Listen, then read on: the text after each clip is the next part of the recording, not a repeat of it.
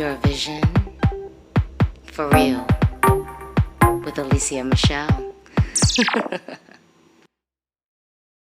Today's episode of the Eurovision for Real podcast was previously recorded for video, so you can watch at youtube.com/Alesia Michelle or sit back and listen to the show.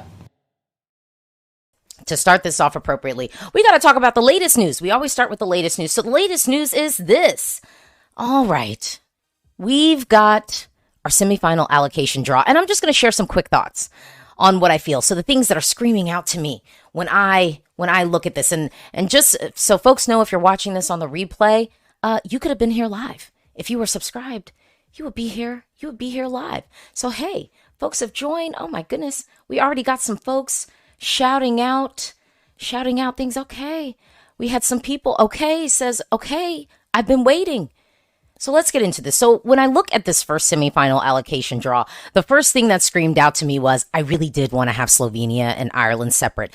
No, I know they're not exactly the same song. Raven is giving us something a little bit more ethereal. It's still sort of like vocal, and I would say like a vocal showcase, whereas Bambie is giving us something a little bit different, out of the box. I'd say a little bit more musical theater than kind of like, Eurovision traditional like vocal showmanship thing.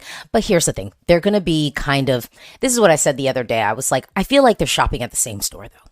You know what I mean? They're going to the store. It's like, hey, what's up? Oh, you buying that over there? Oh yeah, I'm getting this. You know what I mean? So it's sort of serving the same demographic. So I would have liked to have those separate, but I do still think there's a pathway to get both. So we're not getting crazy now. We're not giving up hope yet. And then the other thing I saw was, you're my best friend. You are real bad. Hey, Serbia, Croatia, Slovenia are all together. We kept the buddies together. They're holding hands. They're walking off into the sunset. And I do believe they will be walking off into the sunset of the Eurovision Grand Final, right? Because I think even the things we have in the pipeline, and we already have Slovenia, it's like, it's feeling like it's going to happen. I feel like I could say that. All right, I want to say thank you to Revolution, our favorite Eurovision content creator, strikes again. We appreciate. I'm here. I've been here a lot this week, actually. I probably need to do less, right? I need to do less. The other thing that screamed out at me. So if we look at the semifinal voting for semifinal one, Sweden, United Kingdom, Germany. So Luxembourg gets a little shout out from Germany. That's a thing. We've got some similarities there. For Ireland, they've got, the UK. We've got Australia in the mix. And then, but then I will say the other thing screaming out to me about the first semifinal is, I just feel like Portugal's all there by themselves. They're there all by themselves. I kind of don't like that. I'm looking at it. I'm not really feeling that. But I do also feel, I think it should go without saying, I think our first semifinal is going to end up being kind of our semifinal of death. It just on first glance. And of course, no, like we don't have all the songs. I'm not delusional. We don't have all the songs. So that's fine. But I do still think you can kind of look and see like what countries have that momentum, what countries are sort of consistently giving us quality. And I don't think it's a ridiculous thing. And plus it's fun to speculate. Okay. Sue me. It is fun. It is fun to speculate. All right, let's look at semifinal 2. Looking at the second semifinal, this one's our wild card semi. This one is our potpourri semi. I'm looking at this and I'm like, there could be a lot happening here. I would say I would have loved to see Ireland in this one. I'm just saying, I would have preferred to see Ireland over here. But looking at this, I'm feeling like this is going to be the potpourri one. I feel like this is going to be the one that's going to be interesting to see. I'm looking in here and I'm a little bit curious because we know in the second semifinal, we've got Spain, Italy, and France voting. I think that's fine. Looking at the second semifinal, it does feel like there could be some hope here. So I'm kind of looking at Albania, which I think some people sometimes discount Albania and think like, oh, they've got an uphill battle. But I feel like they're in the semi where they could really stand out. They could really shine. Austria, have we really heard the snippet from Austria's song? Pop girly, bombastic, So I think Malta might want to keep that in mind because Malta has some pop girlies in their mix. So might be kind of like, oof, I don't know if you're going to make it. I think even with Norway, looking at this semi, I actually think Norway, depending upon which direction they decide to go, I think if they do decide to go with, you know what I mean? If we go with Gotha, I think that they would definitely stand out in this semi. I think that they could garner some support in this semi. Switzerland says they're mixing it up on us this year. They're not going to be giving us a sad boy. But I will say, I think they were saying they were going to give us a bop. I think they were saying that, the word on the street was it was possibly going to be a female vocalist. So I'd be worried because with Austria, we already know we got that. So we've got some potential head-to-head situations. Denmark. Oh, Denmark. Oh, Denmark. Let's light a candle for Denmark because we don't know what's going to happen. But there is a song in that national selection, check out my reaction, that I think could maybe cut through in here. San Marino's got some help. Italy's in the mix voting. So second semifinal, potpourri. I think this is great for the Netherlands too. The Netherlands didn't make it through last year. This year, I think it's gonna happen. I think I'm gonna see it for you. So, we had a whole bunch of news go down this week. So much stuff to cover. And I would say we started off the Eurovision. I mean, I guess it's not the start, but I would say we kind of started off the Eurovision season on a high note. And so to talk about the high note, I've got my friends. You might know who they are. And first, I just want to hop in these comments. Oh, ESC Dakota, I see you. Thank you. Run me my check. Not you, ESC Dakota. The EBU. All right. And I'm bringing up my folks from the, Eurovision. I don't know. It's Connor. It's Louise. Hey, y'all. How are y'all feeling? Are you still high off of that win? High on tiredness. I think, Connor. Hi, Alesia. Thanks for having us. Thank you for having us. Now, y'all were there live, right? Yeah. Y'all got to see it live. What was it like? What was the atmosphere? Did it feel like folks were feeling solid about Bambie going to Eurovision? It was unanimous. Electric. In that studio. Yeah. Electric. And it didn't come across on the TV whatsoever. The crowd were, from minute one, the minute you were in the queue to get in, the crowd were going mental, especially for Bambie as the time went on. As we got closer and closer to the results, it was fantastic. So now my question is, how are you feeling? We got the semifinal allocation draw. Are we still hopeful that Bambie is going to be able to make it through and be in the big show on Saturday night? Yes. Yes. We're coming for the final. We've got the ingredients. We've got the recipe. I don't see why not. We have spoken to Bambie today, and Bambie has amazing vision and creativity. So watch this space. Okay. Do we think that the theme is are we still gonna bring elements? Because I actually thought for the late stage, I still thought there were all the elements of things that we could see sort of on the Eurovision stage. So I hope we're not thinking about, mixing things up too much, because I do think the ingredients were there. What do you think? Yeah, speaking to them today, they were very much talking about just amplifying that for the Eurovision stage come May, and building on what worked so well in the national final. Of course, the Late Late Show studios that you alluded to isn't brilliant, and I think they did a brilliant job at doing the best that they could in that small space. So I think the best thing you can do as, fans is go away and look at their other material that they've done, their music videos, particularly Tsunami, Edward Gore, Love Bites. Those are brilliant music videos, and they are actually using the same creative director that they used for those videos. Oh, wonderful. So you can see just exactly the kind of creative vision that they have, and you can try and imagine what they're going to do in May from those little videos. We're a pagan country, so think pagan.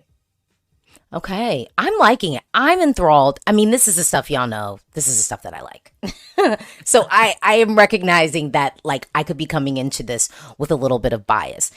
Is there something that you think Bambie or, the creative team could make it maybe more accessible for some people who maybe might find this more accessible? Or do you think, if you ain't into it, we're not necessarily going to cater to you. What do you think?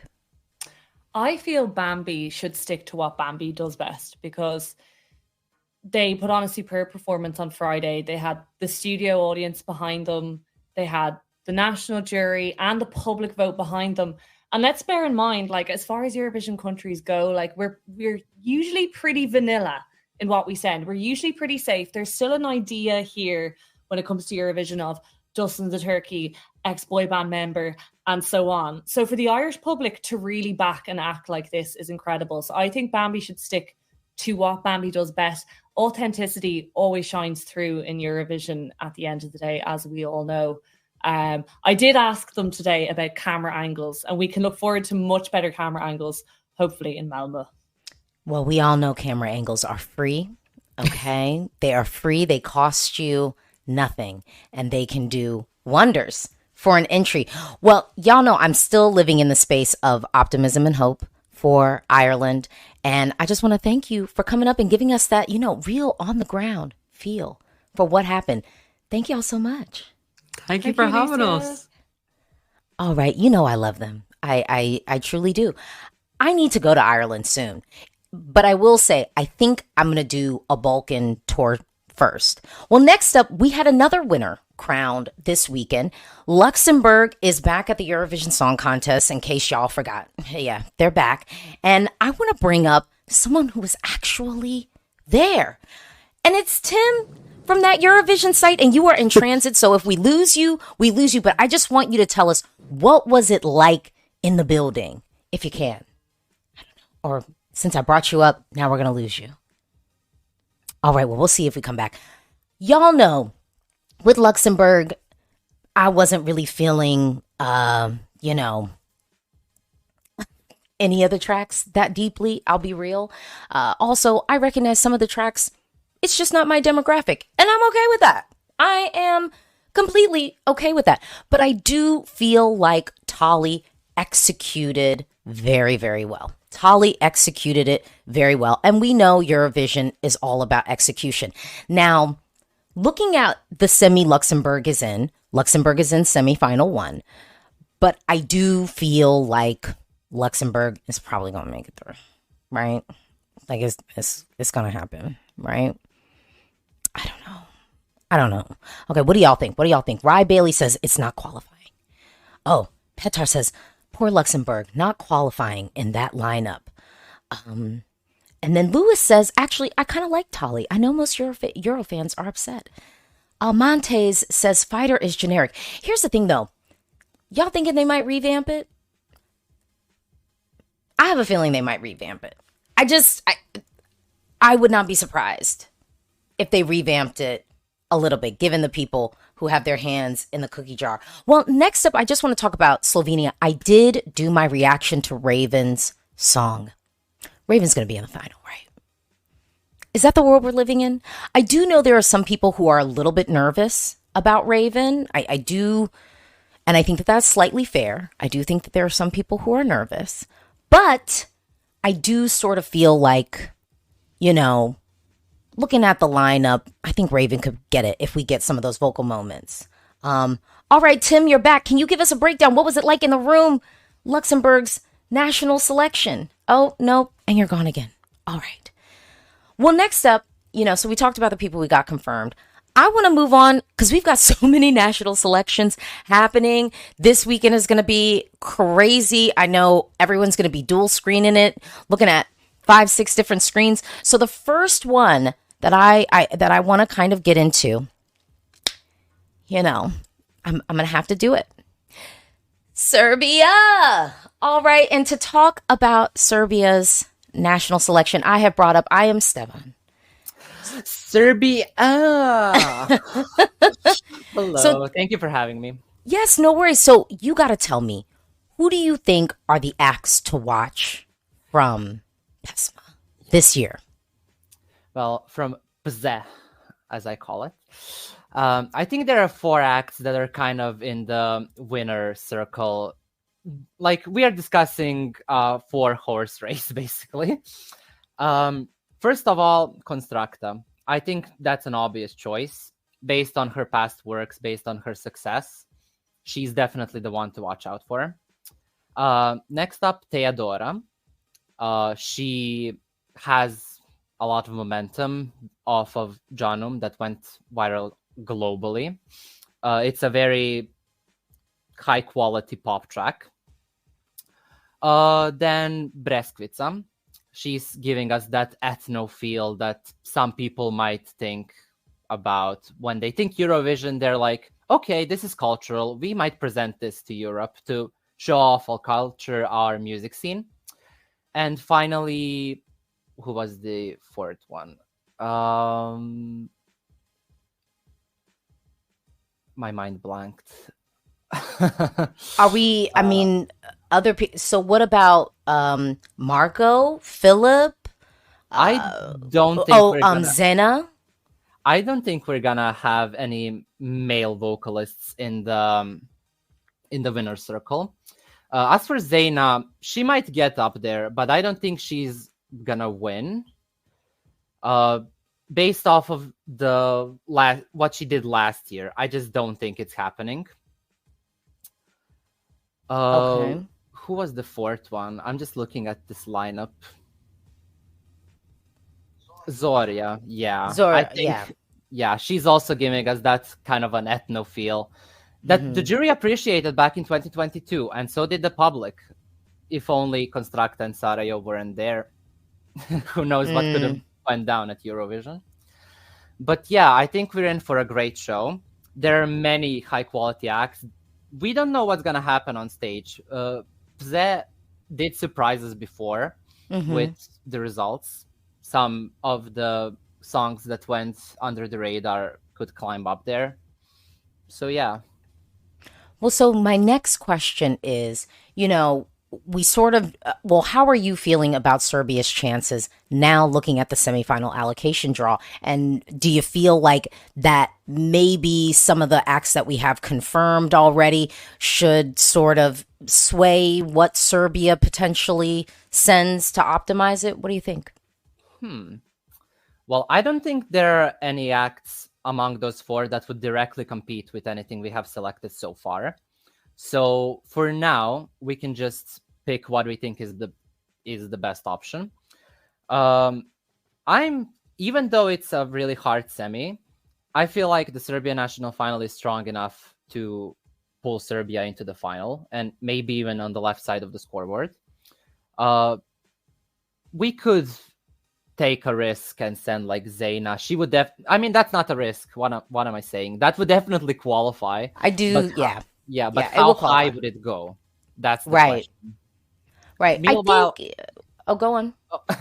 Meanwhile, I think there are some acts that could finish in the top 10 or even the top 5 within this national selection. And do we risk a top 5 or not qualifying, or just send something that's surely gonna qualify but probably end up on the right side of scoreboards? That's the question. I mean, I think here's the benefit. I think Serbia's got options. And I do think with what the broadcaster did last year with the staging, I do think it was one of the better national selections that we had. I felt like you could see the nuggets and the ingredients of what we could get on a Eurovision stage. So I'm curious to see how all of these things come together, but I do think Serbia is in a wonderful place. So I just want to thank you for coming up here, and we are going to transition because so much news, so little time. And we're going to move on to another national selection that I would say has broken my heart more than I would like to admit. Okay? It's broken my heart too many times. But this year, I don't think my heart is going to be broken. And I want to talk about Estilau. And I have Martin in the building. First of all, Alesia. We have to tell people, how did we meet? Do you remember? Oh gosh, I forget. Was it 2016 in Stockholm or was it later than that? It's been a while.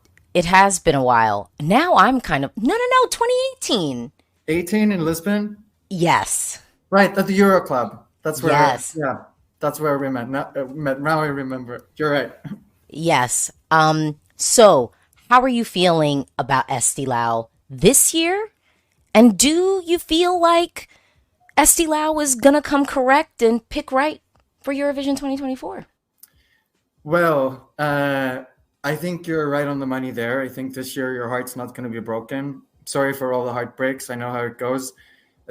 Our pre-selection is pretty interesting and has a lot of variety, but the downside of that is that we usually go for the lowest common denominator. I don't think that's going to happen this year. I think the song that you've been humming along to in some of your videos is going to make it.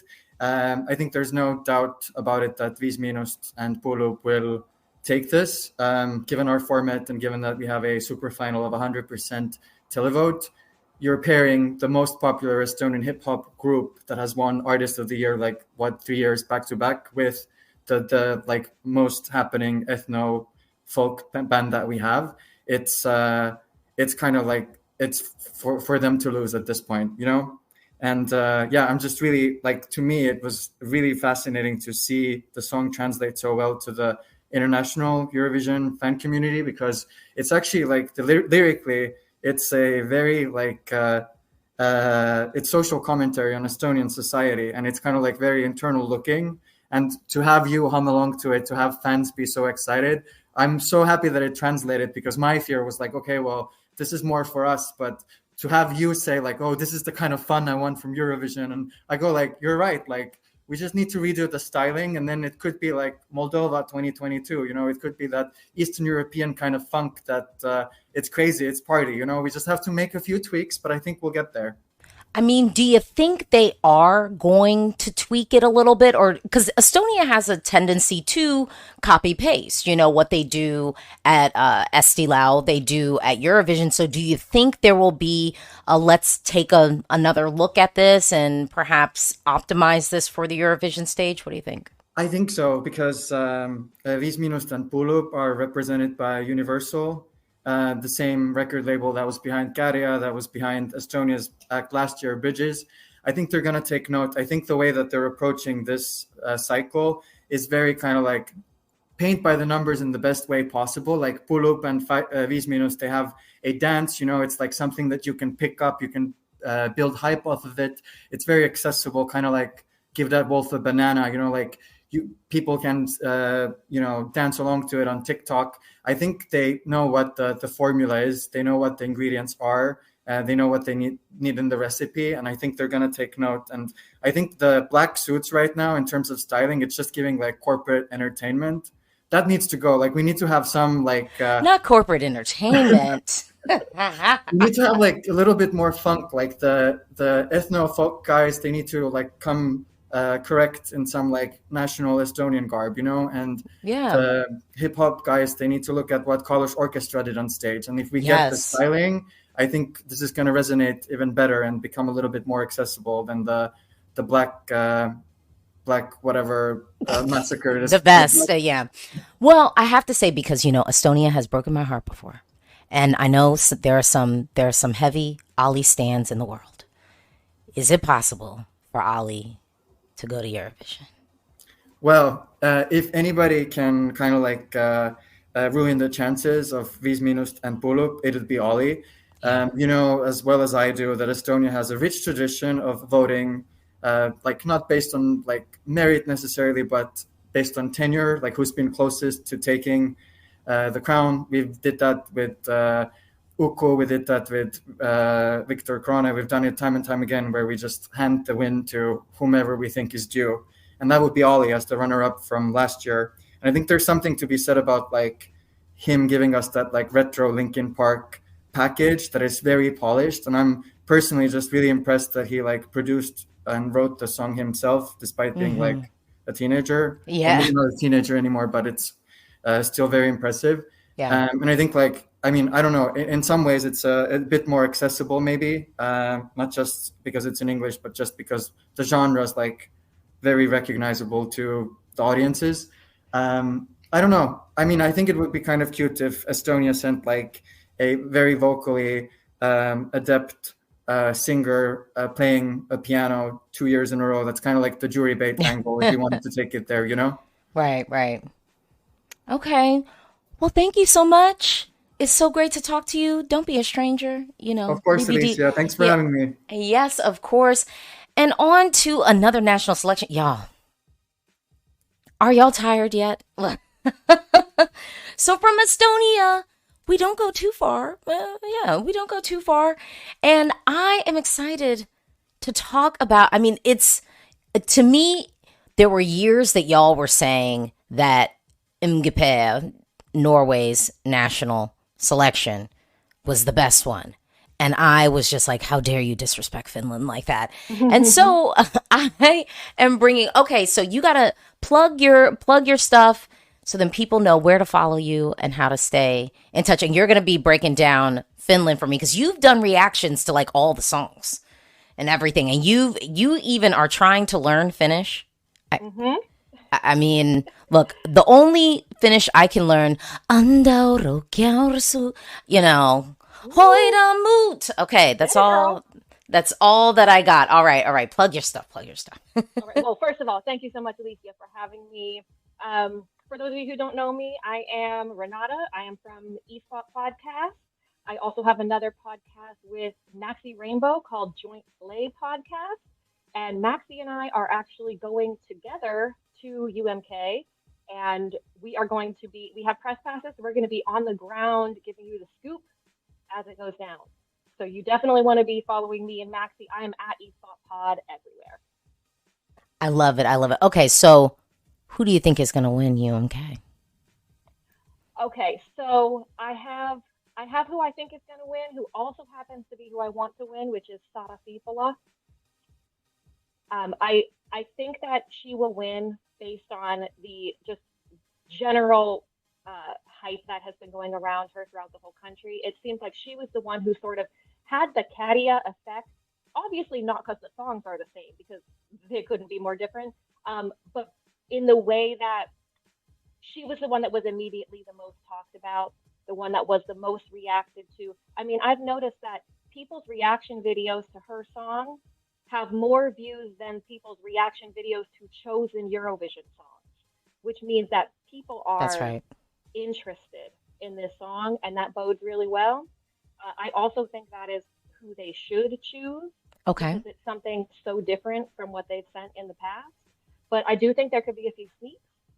I think that we need to be prepared for Michael Gabriel and Nublu to win. Okay. I know within the fandom, people have very strong opinions about Michael because of his controversial opinions. But I have heard on the ground that Finnish people don't feel so strongly about that generally. And a lot of people like the song. So that one could sneak through. I think Cyan Kicks could also sneak through. Okay. We know that they can perform. We know they can because we've seen it.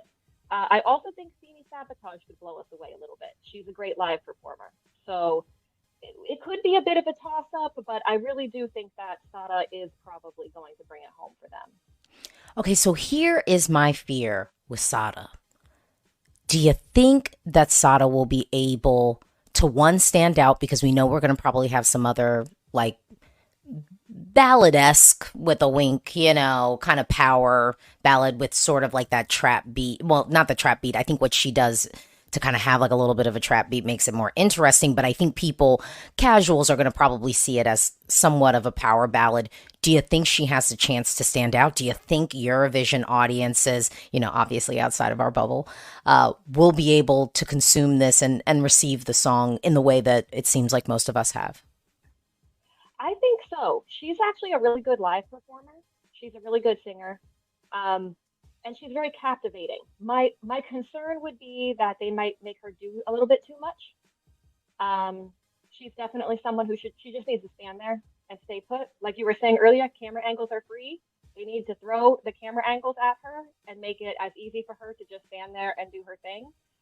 And I do think we're having a little bit of a situation where a lot of people are having a lot more kind of out of the box entries, which is great.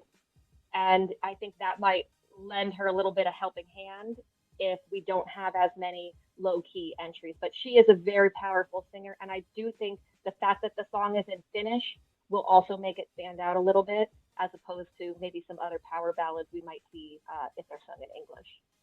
Okay. Now, we do have a comment because I do think there is something to be said for expectancy. I talk about this a lot on my channel, what certain people want to get from a country. And I do think following, in the momentum off of Katia, I just got to do a shout out and then I will let you be free. But look, is there any hope for my girl, Sini? I think so. I do. I really do think so because she's a great live performer. Like she's like a festival circuit kind of person. And she's done a lot of TV work. She knows how to work the camera. And she's also been in the game for a really long time. It's not like she is, a spring chicken here. Like she knows what to do when she's on stage. And I think the song is so fun. It would be really nice actually to see her go because like we already don't have a lot of rap in Eurovision at all. Have a female rapper, I think. Come on. Really, really cool. It would really stand out a lot. And Finnish people definitely like her. I think there is a chance. Okay, I'm living off hope and faith. Thank you so much for joining me. Check out the eSpot Pod and everyone follow on socials. I'll be tagging everyone like at the end of this so you can stay connected. But thank you so much for breaking down UMK for us. Thank you. Oh my goodness. So much news, so little time. Let's break down a little bit because it's early. But that doesn't mean anything to the betting odds, okay? It's like the casino is always open. It seems, and I want to break this down because the odds right now, we've got Ukraine at the top of the odds. I'm going to just give some of my thoughts and y'all tell me what y'all think. So during at the betting odds right now, we've got Ukraine in number one position. Now I'm going to tell you right now, I don't think Ukraine is going to win this year. I do think that there's some sauce in there, but I don't think people want Ukraine to win again. It's too soon, I feel like. It's too soon and people are going to, not give them all that shine. So Ukraine is number one in the betting odds, but I don't necessarily think it's something that we have to be like writing home about currently. Up next is the United Kingdom. Now, the UK, at one point, the UK, I think, was in second position last year, when May Muller was announced, or maybe when the song dropped, and we all know what happened at the end of that rainbow. But the thing is, I think this is a little bit different because we've got Ali Alexander. We've got, an actual known figure to a certain degree. I'd like to believe that this person is seasoned enough to be able to deliver us something solid on stage. Now, we don't have a song yet, but the UK being number two, that don't feel crazy to me. I'm just saying. I'm just saying. I don't think it's crazy. So then next up, in third position, we've got Iceland. And I'm going to tell y'all right now, some people will just chalk it up to politics of why Iceland is this high in the betting odds. I would also chalk it up to the fact that, real talk, y'all know how Iceland rolls. They might not even bless us with their presence at Eurovision this year. Let's be real. Because if any country will be like, thank you next, it's Iceland. For real. So, and I would also say, y'all look at my reaction. Iceland has some bangers in that national selection. And I do feel like Songvikempen, it does tend to be like good year, meh year, good year, meh year. And they're just keeping that trend up. Because, baby, the songs I have on my playlist, I'm going to be traveling this weekend. Y'all, it's a lot. My headphones will be blasting. I will be blessed and bathed with music. And luckily, Iceland happens to be in the mix there. So I'm just saying, Iceland in third position, I don't feel like it's crazy. But again, like I said, they might not even bless us with their presence. Fourth position is Italy. Italy's always kind of high in the betting odds. But I do feel like at San Marino, we've got some heavy hitters coming back. We've got some heavy hitters in the mix. I think Italy's going to come correct. Duh, right? It's not crazy for me to say that. In fifth position is Sweden. Sweden's always high in the odds. Do I think Sweden has the opportunity to do a double? No, I don't. But there are only two countries that I feel like have the potential to do a double, and that would be Italy and Sweden. They're the countries that I kind of look at and I'm like, oh, if anyone's going to kind of do this, this is, oh wait, I said Sam, y'all know what I'm talking about. I know San Remo. Y'all know what I'm talking about. I'm up here talking. I'm looking at several different things. You know what I said. Anyway, in sixth position, Israel is in the betting odds. We don't know what Israel is going to serve, so there's that. Seventh position is Lithuania. Now, y'all know Lithuania's national selection is a little long for me. You know what I'm saying? It's a little long for me. I like to wait at the end. And, the people tweak the songs in the middle. Like, y'all know I liked Shudo, Tudo, but I was like deprived from actually getting into the performance version, the Eurovision version, because what they had on Apple Music for so long was like the original version. So with Lithuania, I'm kind of, I don't want to say waiting, but I guess the right answer is I am sort of waiting. I'm waiting, but I would love to see it. Lithuania is a country that I want to have on my countries that can win Eurovision soon. And I do feel like Lithuania's sort of music market, it's always something interesting. It's always something dynamic. So let me see what y'all are talking about. Okay, Lithuania got blessed with this allocation draw. They are getting all the diasporas in that semi. Okay, Tiago says none of Lithuania's songs is going to win. Really? Okay, wait, hold on. Rodrigo says Lithuania is not even a sure qualifier. Okay. Oh, and then we have, RM, because the Roop is back.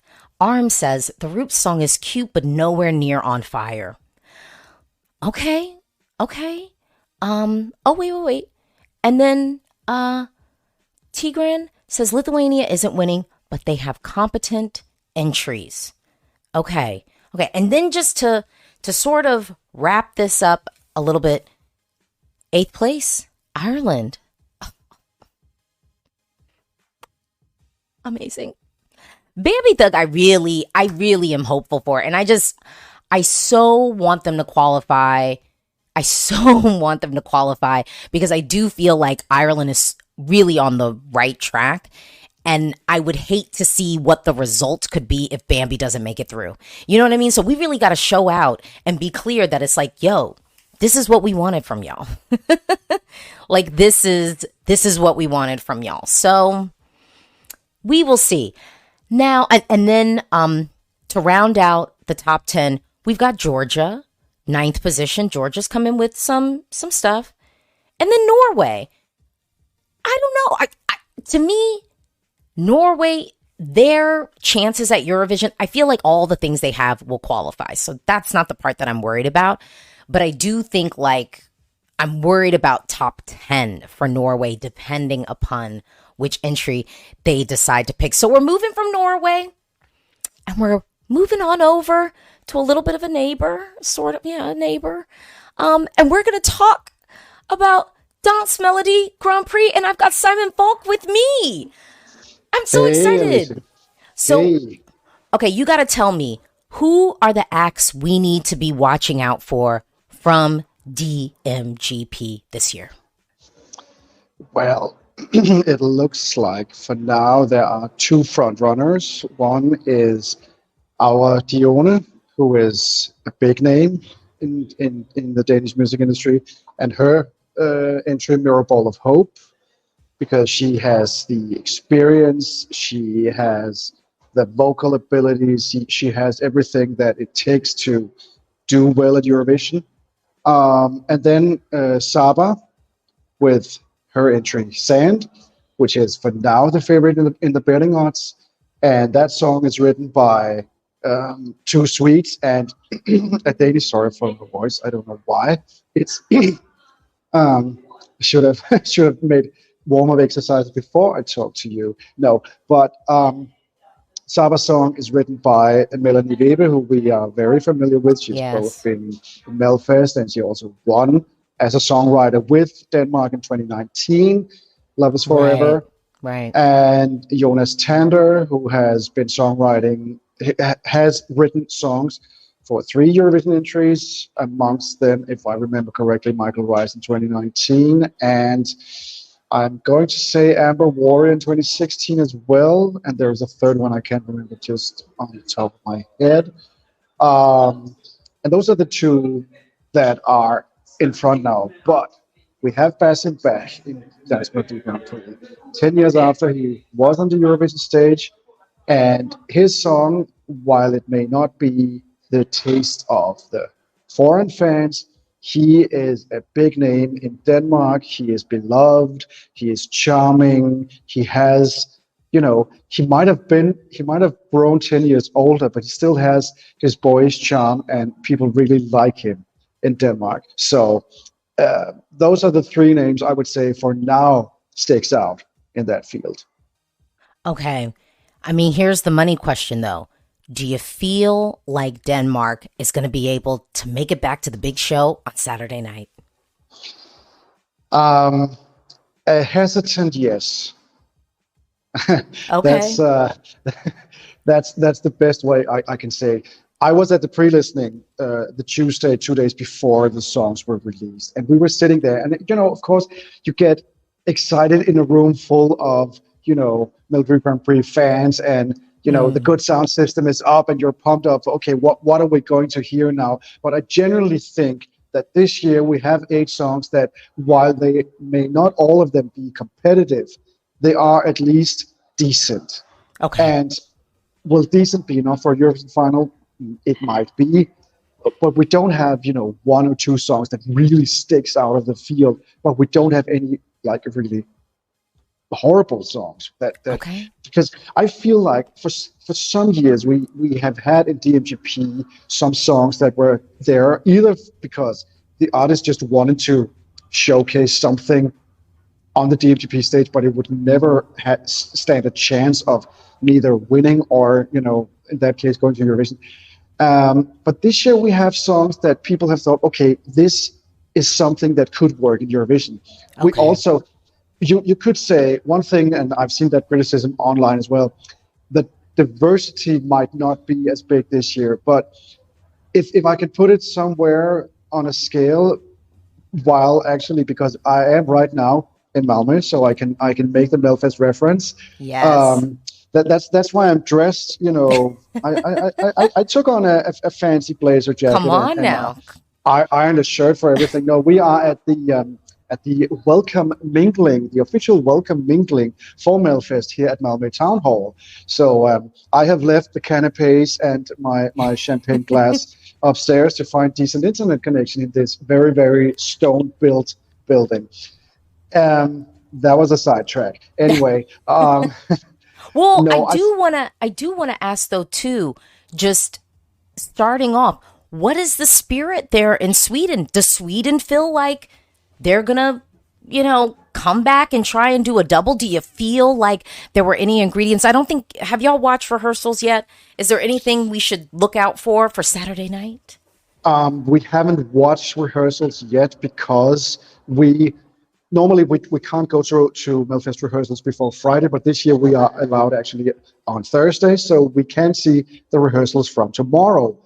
But from what I've heard from the people who were at the pre-listening on Tuesday, which I wasn't because I had this other job that actually pays me money sometimes, they say that we'll get both a good old-fashioned Schlager, we will get radio-friendly Victor Krone vibes, which of course is because Victor Krone is one of the songwriters in this one of Melfest. And we will get, a ballad, and we'll get Samir and Victor doing Samir and Victor.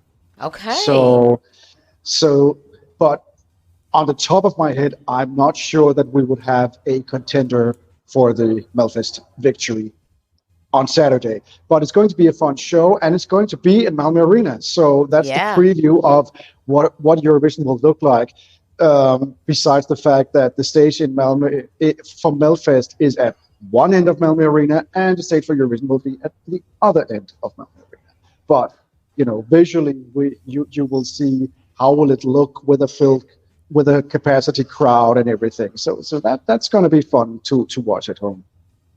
Well, I just want to thank you for taking a break from the drinks and the snacks, because I don't know if I would do the same for others, but thank you for your on-the-ground coverage.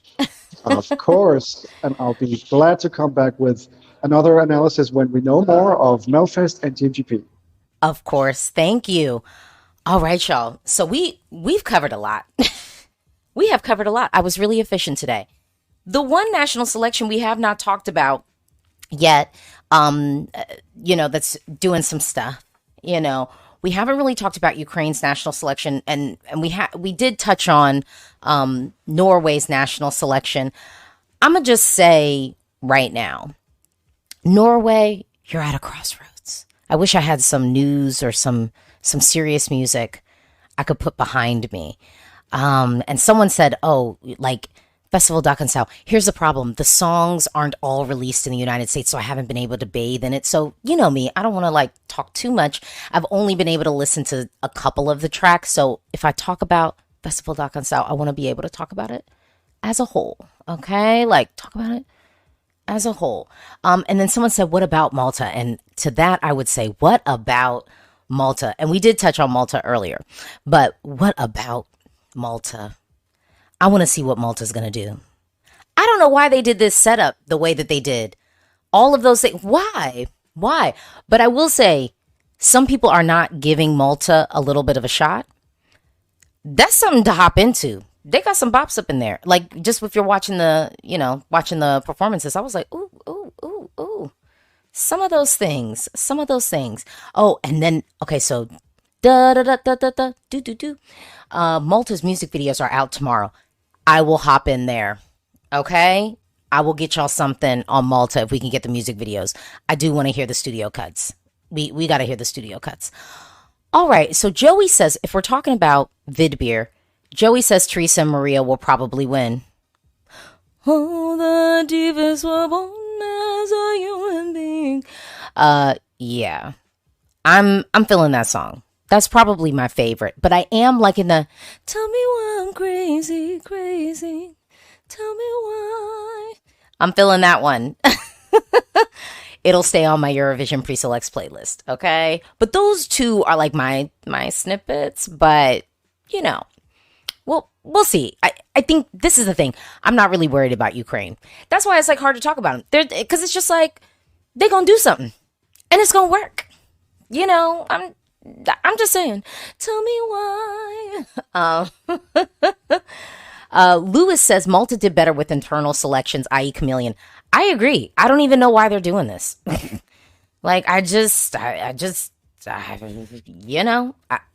don't know. Gustav says, do you think we've heard this year's winner yet? That's challenging for me because there's some songs in the pipeline that I'm depending upon the mood of Europe, I could see it happening.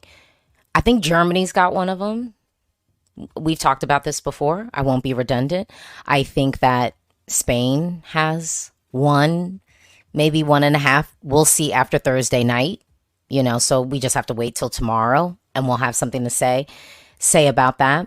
Gospodin says, never underestimate the power of Malovin's fandom and his staging abilities. I don't care. Well, that's sure. If Ukraine wants to send Malovin, great. It's one less entry that we have to worry about winning, and so then that can make room for, possibly Rick from Germany, possibly Italy if they want to come up with some, even though I think Italy, again, too soon for them to win, but making the way for the UK. In my dreams, making the way for Serbia or Ireland. Don't play. I'm just saying. So Norway. So can I just say, I just want to wrap up on Norway. I think Norway is at a crossroads as a country at Eurovision. I think I said this in my reaction video. Y'all might not have seen it, but I just feel like Norway has a choice. Do y'all just want to utilize Eurovision as a space for Norwegians to have fun, pick the song that they think is joyful and just go full force with that? Or do they want to win? Because for years they were telling us that they wanted to win. But then the way that national selection is sort of set up and the artists that they were kind of inviting to the mix, I was like, okay, so then do you want to win? Because I don't think that this system that you have now is selecting maybe the most Eurovision optimal entry and piece. So that is my thing to Norway.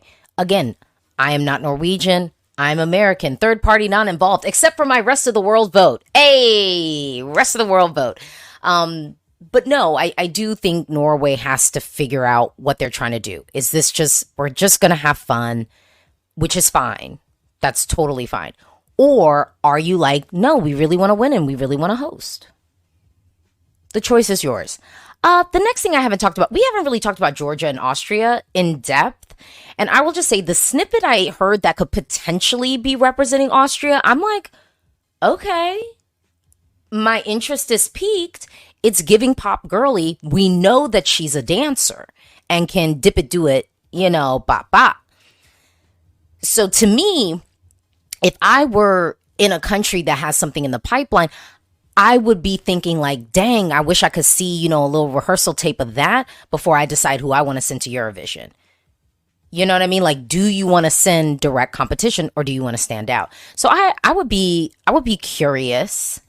I would be curious about that. So, Benny ESC, Austria's snippet is good. I've heard it once and it's still in my head. Exactly. I'm like, when I heard it, I was like, oh, if this is it, I am curious. I am curious. So I'm looking forward to that.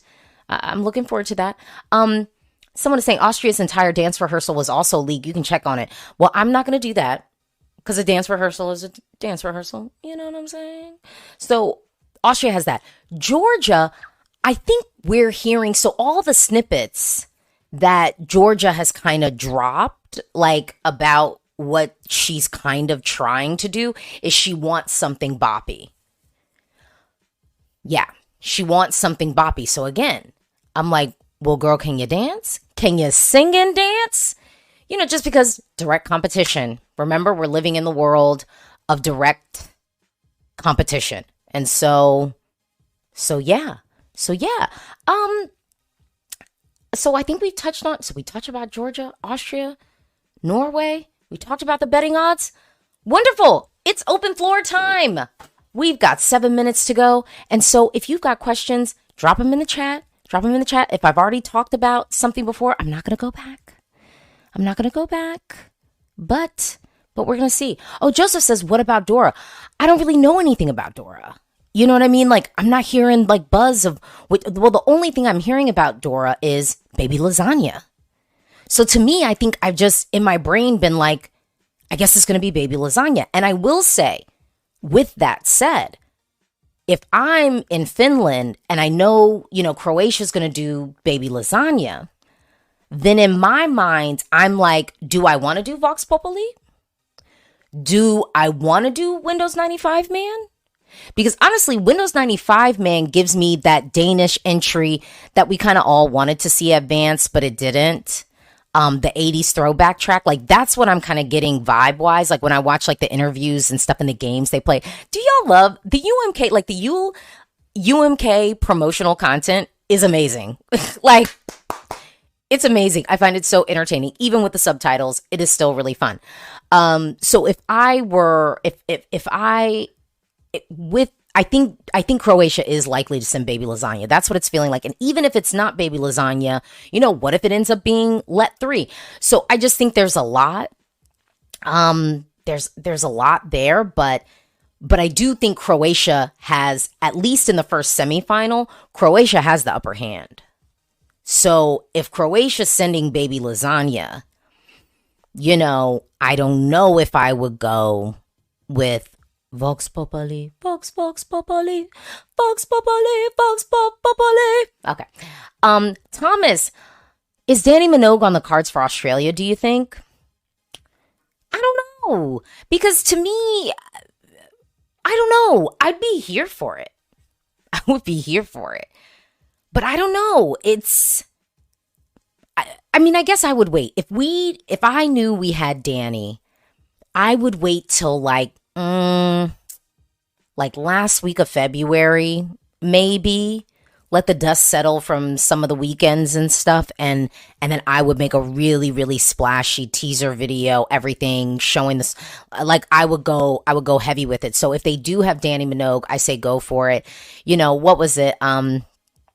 Sound of Silence. Now my heart awakes. Donnie Dami Im had thrown her hat in the ring. And so I don't know this year if I would go with Dami Im. I don't know. Europe seems to be wanting a boogie.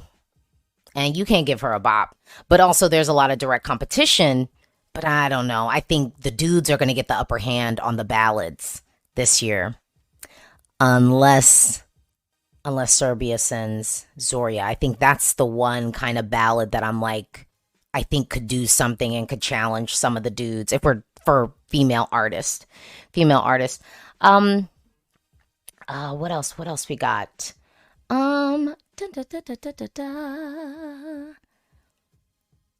Okay. Casper Lee says, my biggest Eurovision wish is that we have a song that would make you as emotional as Arcade when you first reacted to it. I mean, not just me. I feel like all of us were on YouTube embarrassing ourselves like in a puddle. The worst thing you can do is edit yourself crying. I will say in my 2020 being canceled video, I did cut out a chunk of me because I was like, I cannot just be sitting up here doing this. This is so weird. So I cut out a bit of that, but like Arcade, reaction is sort of continuous. I think it's possible. I don't know if this year is going to be the year, but because it just feels like we're getting a little boppy. So yeah, Dino asks, who do you think is opening the semis? Well, Lorien's probably going to open one of them, right? Like maybe semifinal 1, she'll do something. And then, what I want.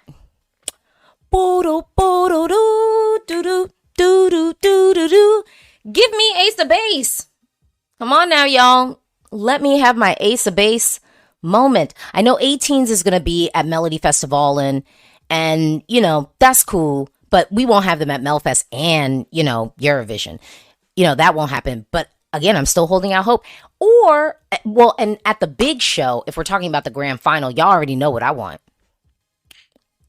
I want the holograms. I want the ABBA holograms on the stage. Boop, boop. What do we think? Do you think Maria Sati could potentially win this year's contest? I'm on record saying that I think, yeah, it's possible. Sarah Cipolla could maybe have an Arcade kind of moment with Love. I've heard the song, there were no tears. Like, I feel it, but there were no tears. So I don't know. And the trap beat, I don't know, Teddy said, I think he meant what countries are opening. Oh, who I think will open. So if we're looking at the first semifinal, for the first semifinal, depends upon who goes, but Cyprus might get a chance. Ukraine might get a chance. I could see them doing Ukraine because Ukraine was technically hosting last year in a theory. So I could see them being like, Ukraine, you get to kick us off. I don't know about Ireland opening. I wouldn't have it open the show. I would want Bambie sort of in the middle to be like, whoop, Croatia, I don't think they'd have open, but yeah, Ukraine, maybe Cyprus, maybe Lithuania, I'd say for the first semi. For the second semifinal opening the show, I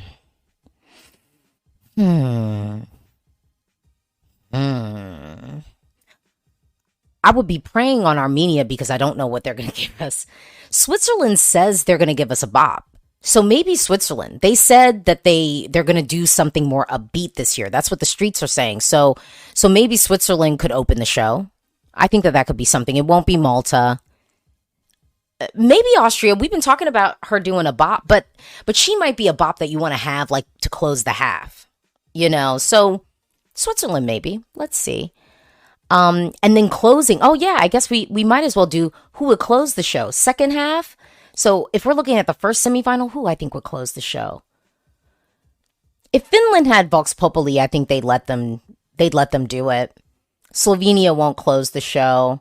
Iceland's got a lot of bangers, so that's possible. And Moldova's fan favorite. We don't know. I did react to some of the songs there, but I think Moldova maybe might not be going fun. They might be going ethnic, so that might be in the middle. But I could see Luxembourg closing semifinal 1. I could see it happening. And then for the second semifinal, depends upon what direction Norway goes. Because actually, I could see Gotha what's the other like front runner for Norway? People aren't still talking about My AI or Kaino. Kaino could close if they choose Kaino, but the running order, people aren't putting their money on that. So maybe it's possible there. Estonia with Pull Up. If Estonia is coming with that could be a joyous close. I would totally be here for that. Yeah, let me see what else I got in here. Other questions. So Stefan says, My AI is still in the running. Okay, Norway. Okay, Norway. Benny says, I think Luxembourg closing the show. They have the momentum. Yeah. Man, we had a very full state of play and so much to talk about today. And honestly, we're going to have so much more to talk about. The season is not over.